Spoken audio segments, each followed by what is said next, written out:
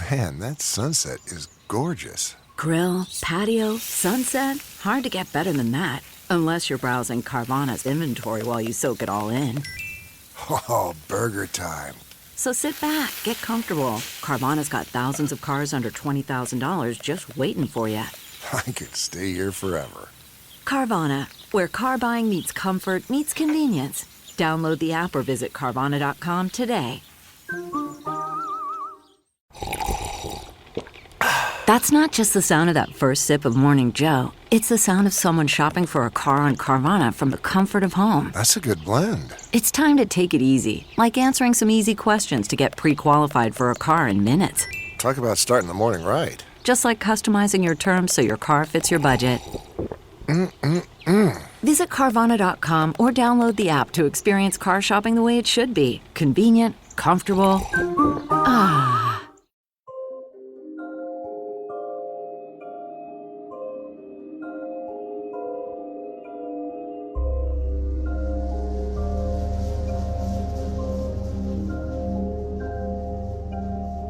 What's up, Theorists? Welcome to episode 1 of Theorists in the Desert, a bonus interview series.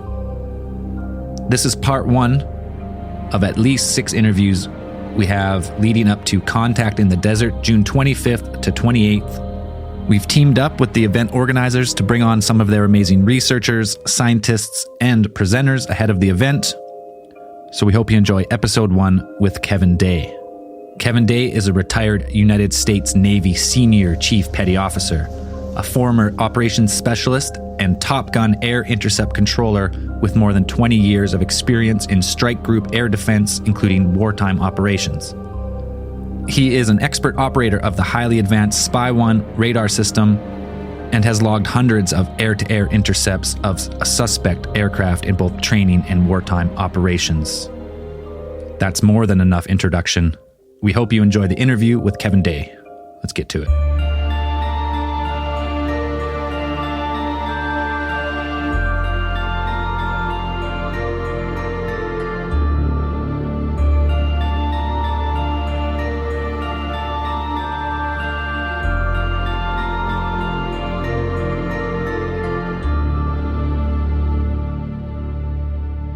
All right, we have Kevin Day here. Kevin, what was the catalyst that got you started on your current path? Well, let me go back to 2004 when this really happened.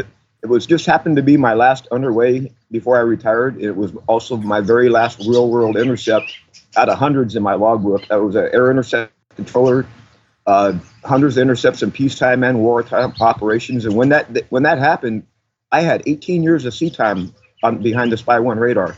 I was up on watch and I saw this really strange formation of tracks off of Catalina Island. And first time I saw them, I think there was probably 5 tracks. And they were at 28,000 feet going 100 knots. And I was thinking to myself, now, that's really strange. I've never seen anything ever fly like that. And I wasn't really worried about them. They were way up there. We were way down to the south. And they probably something civilian related. They didn't even know we were there.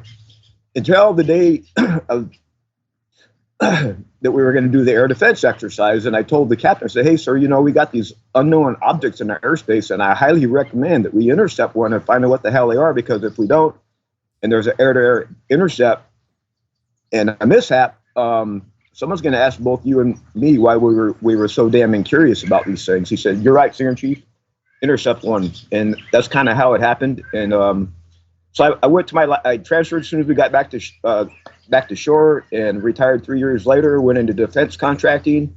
And I tried to tell anyone who would listen to me, that I thought would listen to me, what about this. And I got laughed at, man, hard. I got scoffed at. My former boss, I won't mention his name or the company, said, Kevin, what have you been smoking? I got so damn frustrated. I wrote the story in the, if I get emotional here, there's a reason, okay? No, it's all good. I wrote down the story in a form of a fictionalized account, because I was so frustrated. I published it in the Library of Congress with some other short stories, and my book's called Sailor's Anthology. You can go there and find it. It's also online for free. And just in case this story ever did break, my book would be evidence that it really happened. So I ended up back home. Long story short, was volunteering at the down at the golf course. I had just reopened the kitchen, carrying out a plate of food, hadn't hired a waiter or waitress yet. And all of a sudden, hey, who turned off the golf? And then I saw a CNN story, and it was a video that I had in my email all those years ago. I was so shocked, guys. I dropped the plate of food. Dave, I got to go home. I'll explain later. And I recontacted some of my former shipmates because we felt obligated to support Commander Fravor's story.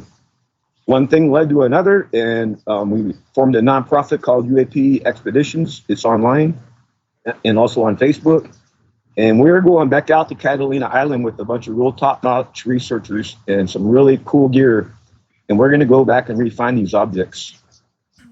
And of course, this didn't stay quiet. So one thing led to another, and I started doing a lot of speaking tours and traveling. In fact, next week I'm going back out to Hollywood to do another show, and then I'm going to Catalina Island to scout out some of our locations. So we're going to set up our recording devices at.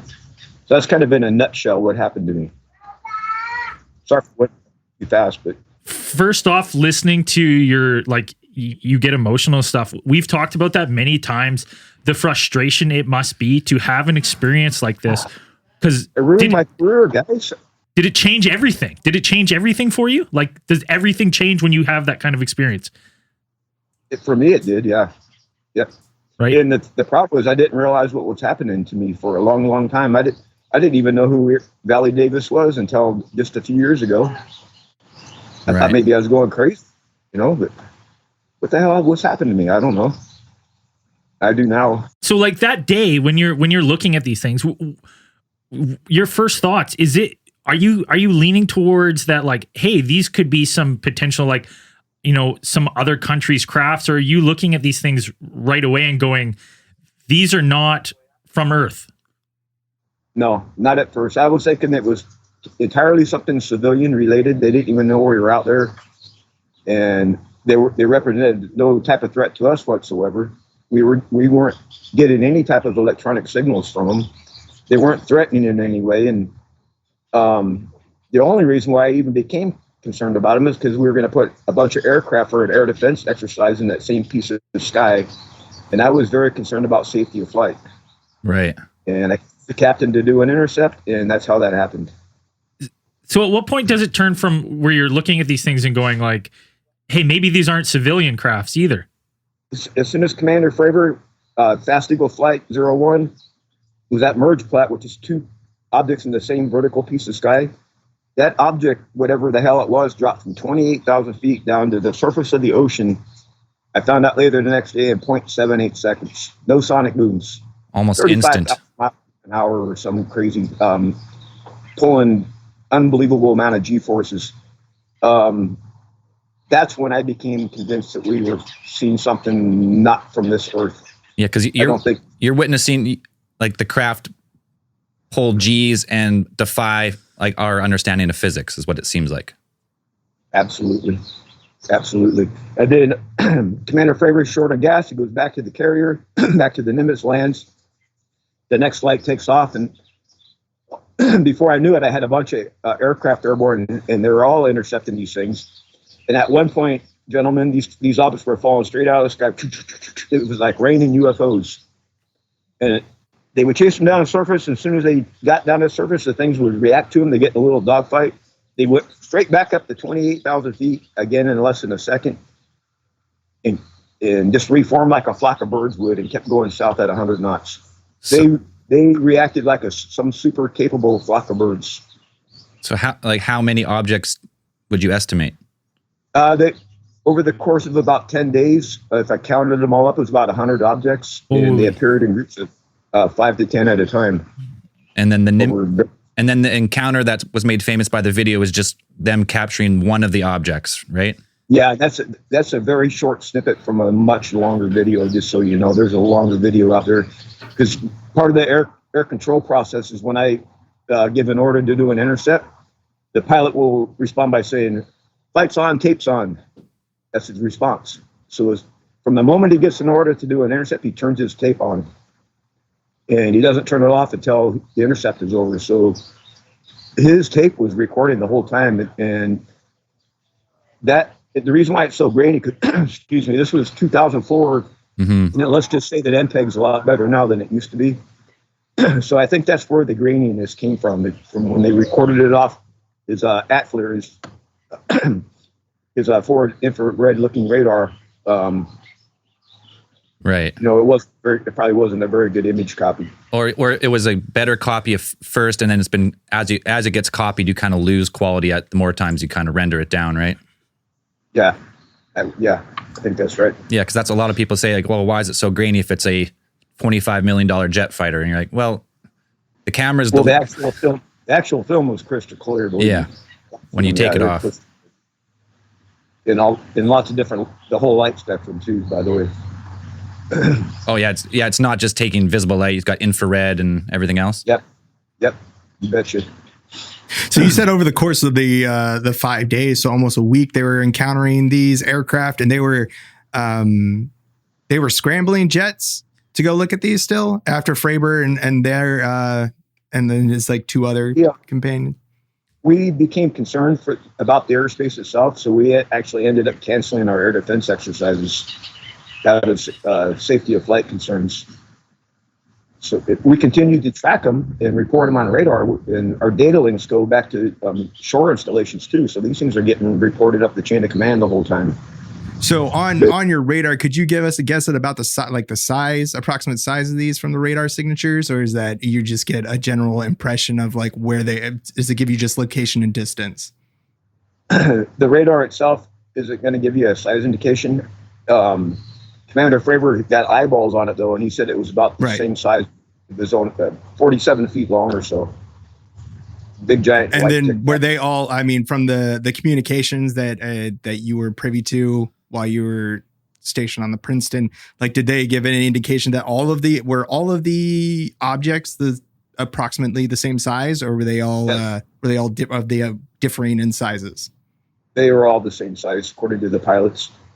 So so it's like, wow, that's like 100 FA-18s flying around. These things were alive. They whatever that was, it was either artificial intelligence or it was actually something alive in it, or if not alive itself, some form of life that we don't know about. Were you picking up multiple radar contacts, or is it only just like, would you pick up like one at a time, or was it how did they appear? Like this. Like spaced out? My fingers are contacts on the screen. They were going real slow down the screen. So in formation. Yeah, in a loose formation. And, because I mean, everyone here has seen, been to an air show or something and seen pilots fly in formation. How does this kind of formation differ? Like, were their maneuvers like way better than anything anyone would kind of see at like an air show of like planes flying in formation? Like the maneuverability, like would they all stay in the exact same unison? They stayed in this exact. They picked them up off Catalina and tracked them just like that, all the way. And interestingly enough, we're moving our radar envelopes, moving all over the ocean, all over the operations area.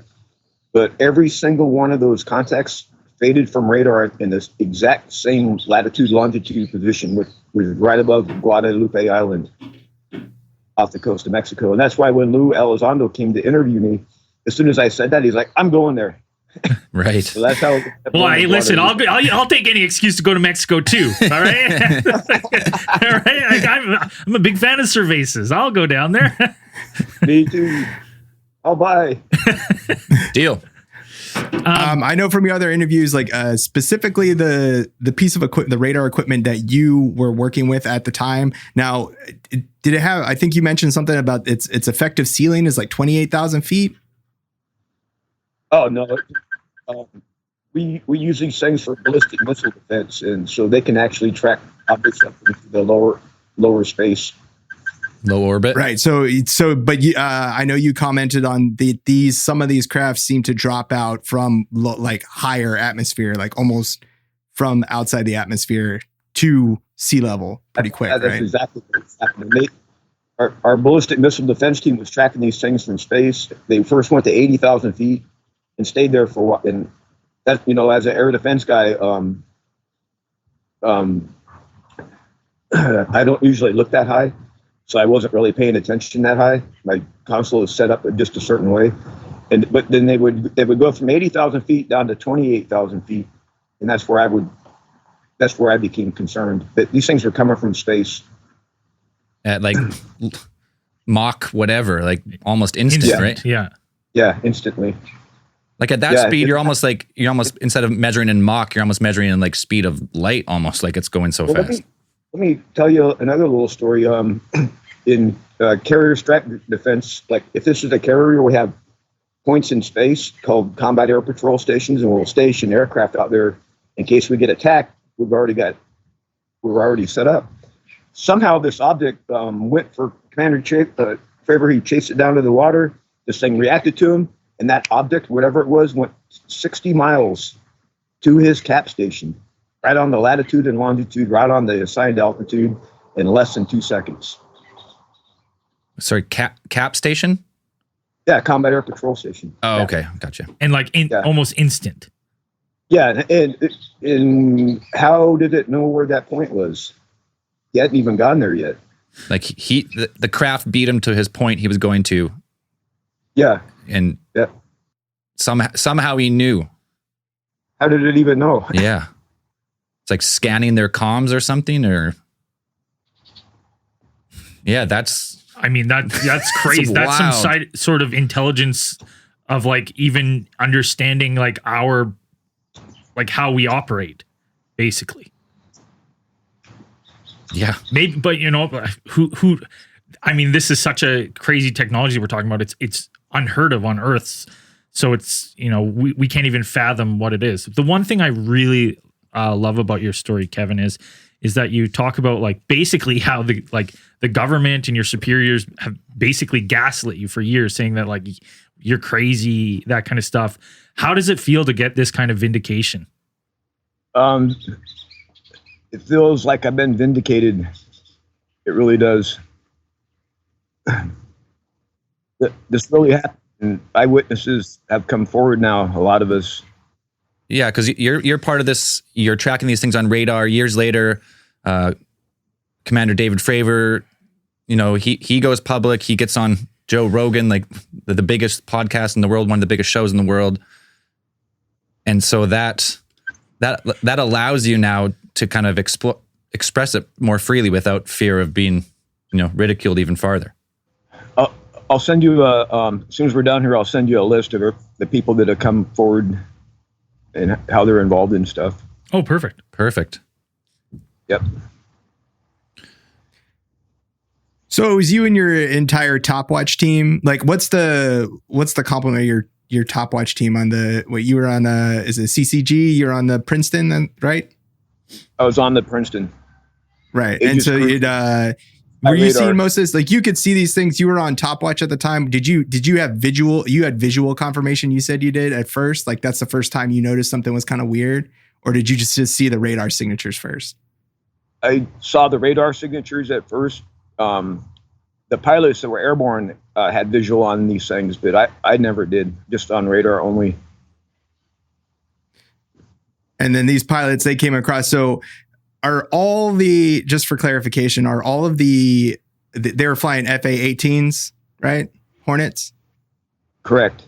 And then are all of them mounted with the FLIR, the forward facing infrared, or is it just Fravors? They all are. Okay. And then they launched there were actually other aircraft as well. And that strike group, there's not just Hornets, right? That I remember reading that they had perhaps launched another aircraft that was more capable of kind of doing a reconnaissance aircraft. Yeah, the E-2 Hawkeye. It's a big radar plane with the radar dish. Right. Did they confirm that what you were seeing on radar as well? They did, in fact, yes. Oh, okay. Cool. And then I think what was the most signatures at one time did you pick up on your 10 radar? 10 contacts. Right. And over the course of a couple of days, if you added them all up, it was about 100 contacts altogether. Wow. Right. Was it like during those days where they spread out? Can you remember like which day probably had the most contacts? Were there just like, was it like 5? Let's see, 5 days. So what? They're like 20 every day. Yeah. Yeah. And then were they the same craft, or was it like, would they go leave, come back? Or you had constant contact, and then once they left the area or outside of your radar range, they were gone for the whole day? The comfort of your favorite seat is now your comfy car selling command center, thanks to Carvana. It doesn't get any better than this. Your favorite seat's the best spot in the house. Make it even better by entering your license plate or VIN and getting a real offer in minutes. There really is no place like home. And speaking of home, Carvana will pick up your car from yours after you finalize your offer. Visit Carvana.com or download the app and sell your car from your comfy place. Man, that sunset is gorgeous. Grill, patio, sunset. Hard to get better than that. Unless you're browsing Carvana's inventory while you soak it all in. Oh, burger time. So sit back, get comfortable. Carvana's got thousands of cars under $20,000 just waiting for you. I could stay here forever. Carvana, where car buying meets comfort meets convenience. Download the app or visit Carvana.com today. Yep, they would fade off radar. And then you wouldn't see them the rest of the day. Like they would just come in for. Was there a certain span of time? When, we tracked several groups of these things. They came on radar up by San Clemente Island, and faded from radar off of the coast of Mexico, off Guadalupe Island, and they all behaved. So they were always in the same. They were always in the same like area that you guys were patrolling. Yep, right above us the whole time. And what was it like? Was it like the talk of the ship at the time when this was happening? And like, is this kind of like everyone's talking about it on the ship, or is this kind of like hush hush? Like no one's really supposed to talk about it. The other, we weren't out there by ourselves. We had the aircraft carrier, had a couple other ships with us from our strike group, and we're all talking about what the hell are these things? Right. I had never seen anything like it before. I had hundreds of I'm a Top Gun graduate, been to Top Gun school. I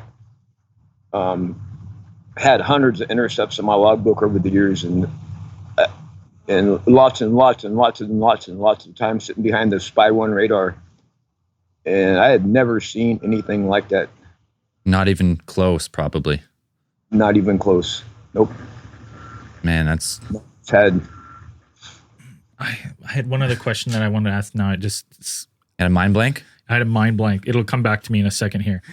There's another intriguing part to your story that I know that you've talked about before, and that is the matter of the audio logs or the communication logs that were supposed to be recorded during that time. Yeah. I think when you said that you were putting together your report, that you were attempting to put together a detailed report as you should have, and which you felt you need to do, and then those logs weren't there. You weren't able to access them. Is that correct? At the time, I wrote a naval message about. I wish I had a copy of it, but we didn't know what the hell it was. For sure. Yeah. No one in our strike group. To this day, it's a mystery. What in the hell were those things? You tell me. So what I was trying to figure out is that I used to be in the Navy as well. I was on the USS Blue Ridge out of Yokosuka, Japan, and I remember during like ESWAS training, surface warfare training, like they took us up there and they showed us that at least in the top, like they had recording devices for all comms that were going through the ship.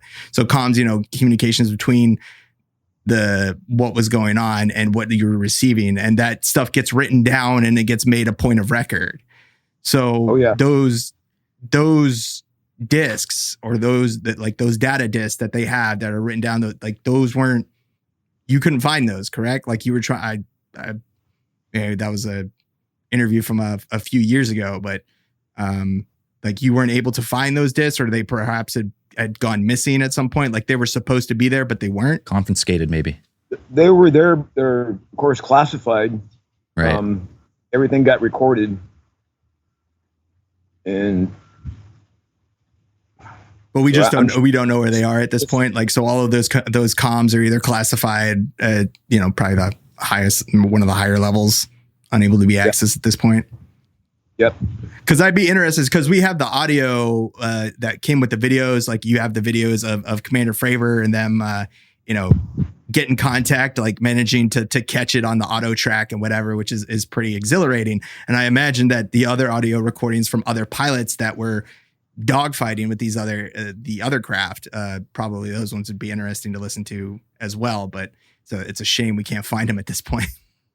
Now, Kevin, the last question I had for you is, because of the amount of crafts that were involved, catching this thing on radar, do you think that in the future we could expect to see potentially more videos or more evidence from this specific encounter come out in various Freedom of Information Act requests? Is it possible for there to be more to come from this incident? Yeah, and maybe even more people will come forward, Right. and give, like some of the pilots and stuff will come forward and talk about it. One thing leads to another. Definitely. I got one question. I know you've said like you don't know what these things could have been, but speculation. Like, now that you've come out, other people have probably contacted you with similar experiences and theories get put together. What do you think this could be? Do you think is this an earthly craft from a advanced, from a different nation advanced, or what do you think this could be? And if you don't know, this is a show about speculation, and if get as wild as you want. I believe they're not us. Right. Whatever it was, I don't think it was us. But they were definitely real objects. Yeah, it's not swamp gas and weather balloons. No. This time. No. Not this. no. Not a repeated event like this that happened over days and days with multiple objects, multiple people, radar signatures, maneuvers that seemed impossible for human, or at least like a biological life form. The G-force would just turn you to mush, pretty much. You bet. It sure would. Huh. It's a great story, and I'm happy. I'm happy you and Fravor and others are coming forward with these type of encounters, because civilians don't get. People see stuff, but that's about it. You don't get radar tracking. You don't get comms. You don't get any of this stuff. It's usually just. Well, and I'd like to thank you personally for coming forward, because your story and people like you coming forward, you get vindication, but you're also giving vindication to people who have seen things that they can't explain. And, people are like, oh, yeah, you're crazy. You didn't see that. And when they hear your story, it vindicates them as well, because they're like, I've seen something strange in the skies as well. So thank you for coming forward and, kind of stepping out of the shadows and letting people know that this is real and this really happened. My pleasure. All right. And you said you're working with a nonprofit. Do you want to tell us a little bit more about that? Well, we formed a nonprofit called UAP Expeditions, and at some point we plan to go back out there and look for these things again. And how can people support the cause or get involved? Is there a website we can direct people to? Contact me on Facebook. Kevin Day on Facebook, and yeah, you'll send the information if people. So Yep. You got to be more interested. You can't just, if you contact the man directly, he'll get you involved. Yep. I will Perfect. answer questions. Right on. And we look forward to hearing your story told more in depth at Contact in the Desert coming up here in June. For people who don't know, June 25th to June 28th, Kevin Day will be part of the conference. It'll be virtual this year, as with many other conferences. And yeah, you'll be giving more of a personal encounter and how it affected your life. So we're looking forward to that. Me too. All right, Kevin, thanks for taking the time out of your day. All right, guys. We'll talk to you again. Thanks for being interested. Take it easy. Okay. Take thank care, you. Kevin. Bye. All right, bye. That's a cool story. Yeah. It's awesome. Yeah, it's cool to hear someone that like the emotion in his voice, especially at the beginning when he's telling, we've talked about that before, and I've said that. I'm like, imagine seeing something and your whole view of life changes, because you're like, this is something not from here. Like you just know. And then your whole life changes and you have people saying that, like you would feel like you're going fucking crazy. So it's like, to me, it's like this guy's living what I always kind of thought my head would go through, like you would go through. He's living it. So He has lived it.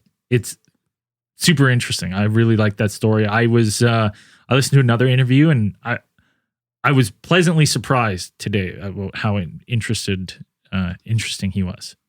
Anytime someone who is involved in military that comes forward. Yeah. Now, if Dan would come forward with that story when he got probed. Yeah, Dan's got a. What's your UFO tale, Dan? In the Navy. Dan was too busy spinning wrenches. He's lucky enough. I was going to say, like, he's lucky enough that he got to work on the top watches. I was working in the bottom of the ship.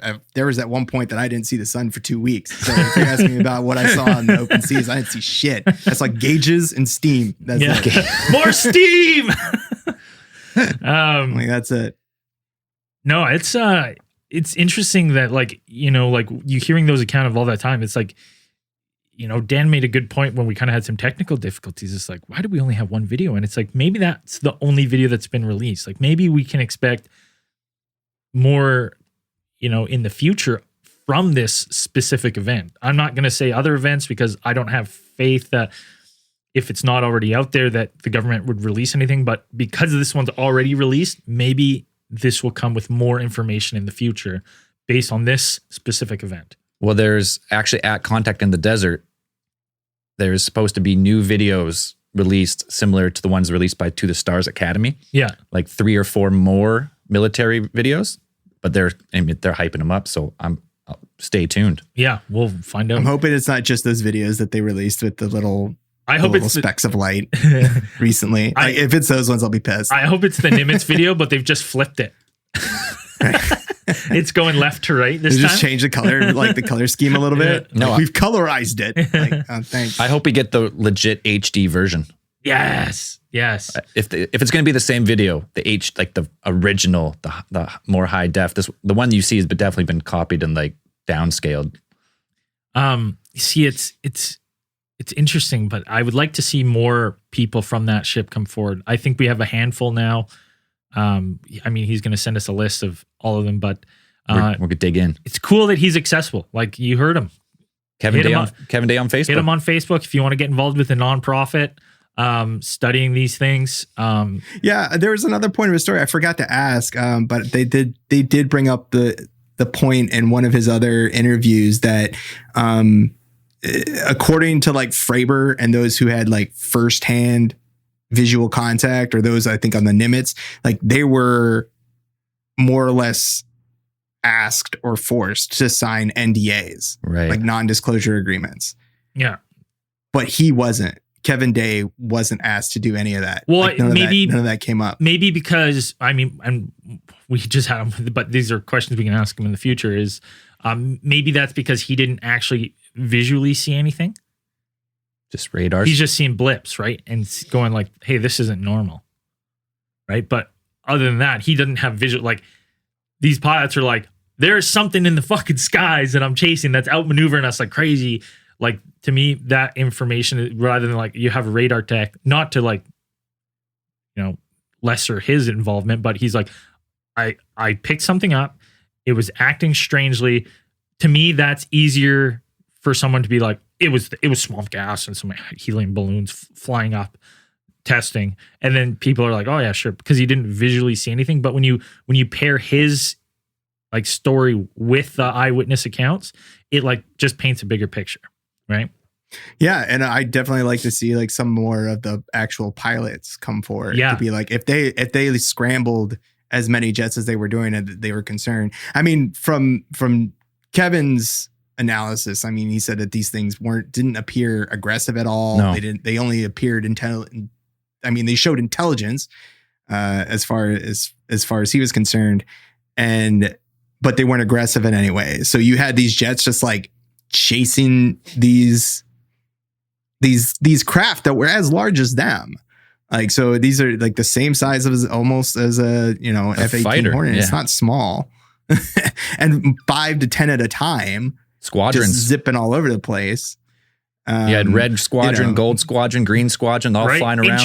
Interesting how they flew. Like he explained in that, like, formation, that drone formation, right? Like he put 5 fingers on the screen. He's like, they flew like this, and perfect unison, up, down, right? It kind of makes me think that maybe they're not individually piloted and it's controlled by some sort of drone, like hive mind or something, like in a mothership up, and it's just remote, right? They're just that makes sense to me. If ETs, they're biological, they would have to experience, gravity as we would. Yeah, but if their crafts don't operate how we understand, like but I'm speculation that it makes more sense for me that these are drones, like they're being controlled. Like there's might not be something in them. Yeah, but I wanted to get more into details about like what the time window of when he saw these, because he said they saw them approximately like in the same location every day over those 5 days, like they were in the same place. But it was always I should have got more into like what time of day it was, and then they just take off and then they're gone for the rest of the day. Well, he said they would periodically come back because they'd appear about around 5 times throughout the day. Right. So it's like, they would just shoot up and then come back down, shoot up, come back down. I mean, that makes it interesting to be like, well, what are they doing? Yeah. They're doing training missions as well. Yeah. Earth exercises. What I thought was really interesting is they said, like, what did they call their forward, like the point? Clear. It's the forward facing infrared camera. Yeah. No, the point where the planes were supposed to meet in case the CAP. the combat patrol. Yeah. area, CAP. So they're like CAP, combat air patrol. Because when you listen to Fravor's account, he says like, oh, we were advised to proceed to that point, and this object beat us there. Like it knew where we were going, and it was there before we could even blink. And you're like, okay, well, how does it know that's where we're going? Right. Like, yeah, is it picking up comms? Is it like maybe it's some sort of like artificial intelligence, right? Like, and it's just, it comes down and like as it's there and it's picking up comms and that it's just sorting that shit out. Or it's a geographical thing, because it could be like, well, why did they pick that for their combat air patrol point? Is it based on like, is it like latitude, longitude?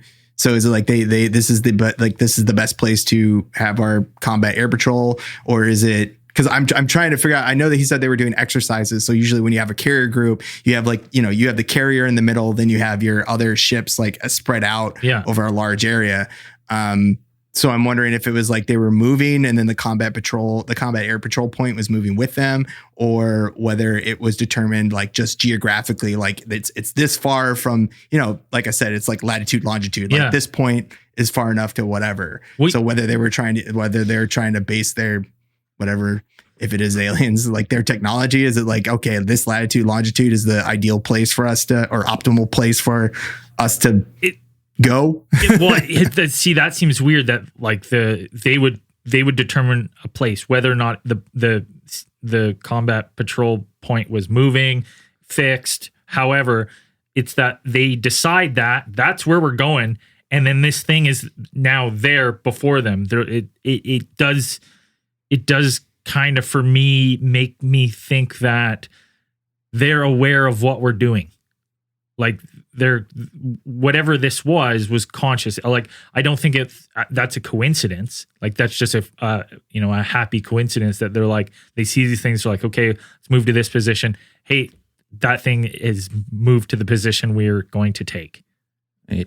Perhaps, but it also moved to like every position. Yeah, everywhere. But it's not like a specific point, right? Like a combat patrol area. It's just like an area. Yeah. So it's like I don't know how large the area was. I'd probably have to look. Yeah, I guess maybe it could be like 100 kilometers.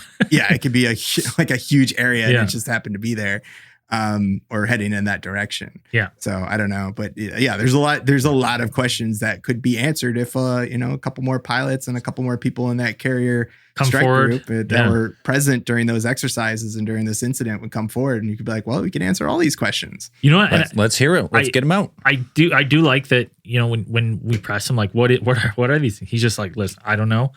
I believe it's not us. That's it. Like, well, as far as other events, atmospheric phenomenon, right?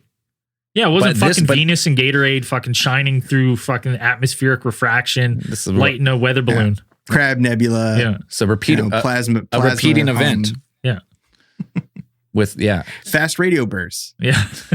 Causing magnetic distortion in the ionosphere, creating orbs that fly in formation repeatedly over multiple days in the same geographic region. The Aurora Borealis at this latitude, at this latitude, at this time of day, localized in your kitchen. Yes. If you go from a sci-fi point, hypothetical.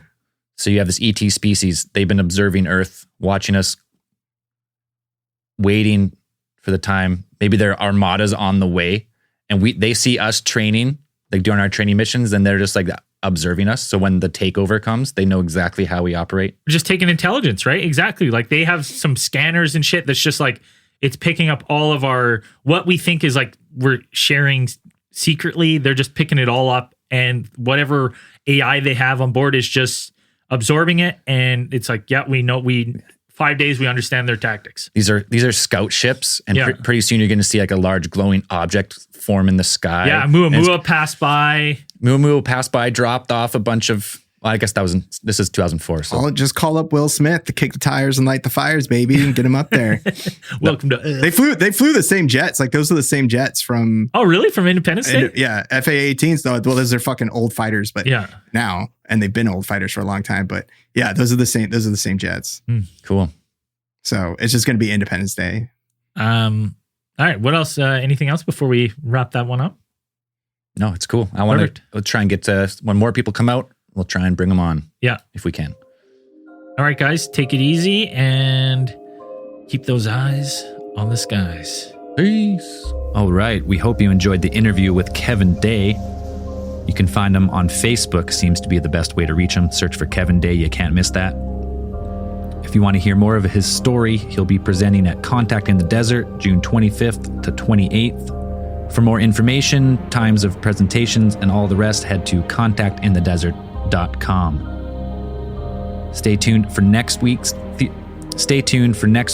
Theorists in the Desert. We have Avi Loeb on, Harvard professor, head of the Starshot program, and researcher of this mysterious comet, Oumuamua.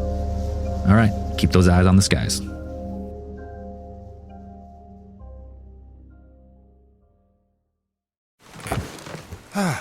The comfort of your favorite seat is now your comfy car selling command center, thanks to Carvana. It doesn't get any better than this. Your favorite seat's the best spot in the house. Make it even better by entering your license plate or VIN and getting a real offer in minutes. There really is no place like home. And speaking of home, Carvana will pick up your car from yours after you finalize your offer. Visit Carvana.com or download the app and sell your car from your comfy place. That's not just the sound of that first sip of Morning Joe. It's the sound of someone shopping for a car on Carvana from the comfort of home. That's a good blend. It's time to take it easy, like answering some easy questions to get pre-qualified for a car in minutes. Talk about starting the morning right. Just like customizing your terms so your car fits your budget. Visit Carvana.com or download the app to experience car shopping the way it should be. Convenient, comfortable. Ah.